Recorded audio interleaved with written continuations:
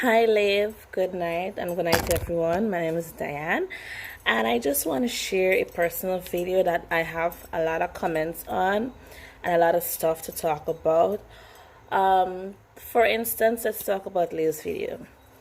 I am a fan of her videos. It's very entertaining, especially with her kids knowing a lot of information that some new moms might not know about in newborns or anything like that. She betrays that on her channel. I do admit to that, yes. But one thing I have to address, and I really, really love her, but I do have to address it. Don't get me wrong, I'm not hating, I'm not judging, but this is just my personal opinion on a matter that I'm seeing that is going on, and I don't like it, especially knowing that if she was my family member, if she was my friend, I would have want that deep personal conversation with someone I can trust and to let them know like how I feel and so on.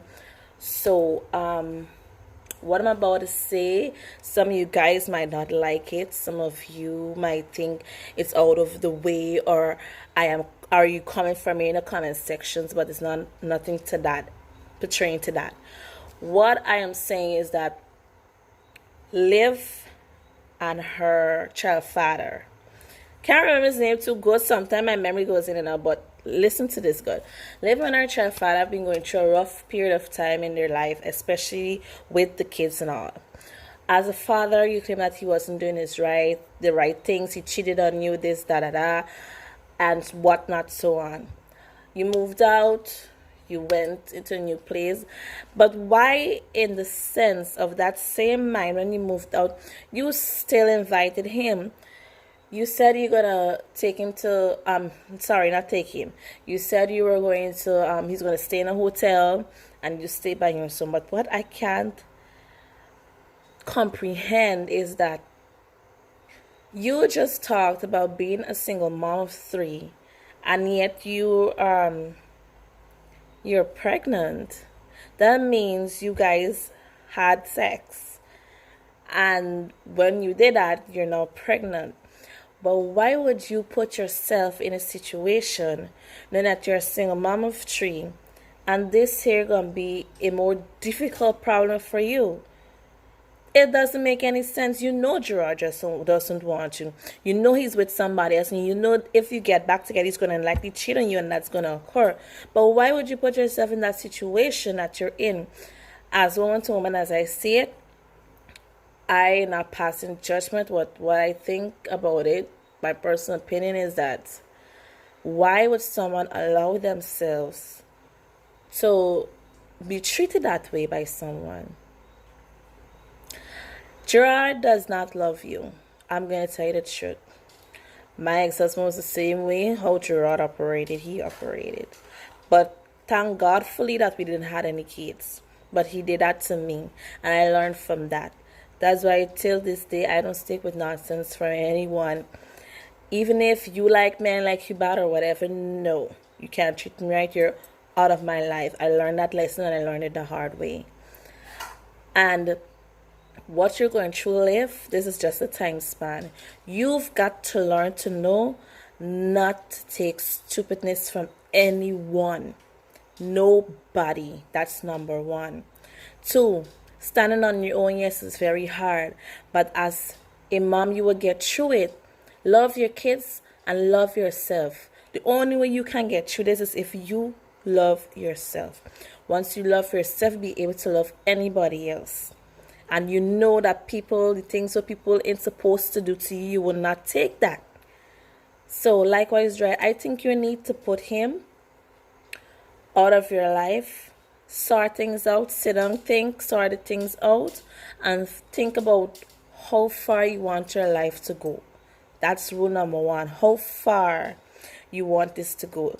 You don't want to see these kids to see these things when they grow up. They'll be like, oh, mom and daddy, you going up and down steady. Yes, they're going to get back. Yes, they break up. And that's not healthy for the kids. It is not healthy at all for the kids. It does something to them that I can't really possibly describe, but it's like a trauma. It traumatizes them in certain ways. Just like you said, your son and you went to the grocery store and he saw a dad with his son and he wanted that. it traumatizes kids in a way you can't possibly imagine, because kids or children always expect, their expectations are level are this high, especially when it's two parents. They always want to see the mother and the father be together, and that's a must that all children dream of. I daydream of that myself. I learned in this life a lot of things, Liv, and I think you need to sit down, take the first step by loving you. When you love yourself, you'll be able to love anybody else. But you have to let them treat you right. Let them treat you right. This life is too short, and you deserve nothing but a happiness. And I love watching your channels. I don't like seeing you or anybody going through pain like this. It's not fair. You know? Yes, I do have sympathy on people and what they do. But come on, Liv. Why are you still going back? That's my point. Why are you going back? You just taking a step forward. You was doing well. Now you're taking like 2-3 steps back. It doesn't make any sense. All I can say is that I hope things go well with you. And I hope you're not planning an abortion, because you know that is totally wrong. Really wrong. I can't see what you're supposed to, but that's just my opinion. You have to do what you have to do. But just make this a lesson wise. All of these things here is just the phase you're going through. But in the end, it may be a rain now, but in the end, it'll be a calm storm. So Liv, please get it together for yourself. Get it together for the kids. They love you, and you're all that they've got. So please, be a good parent.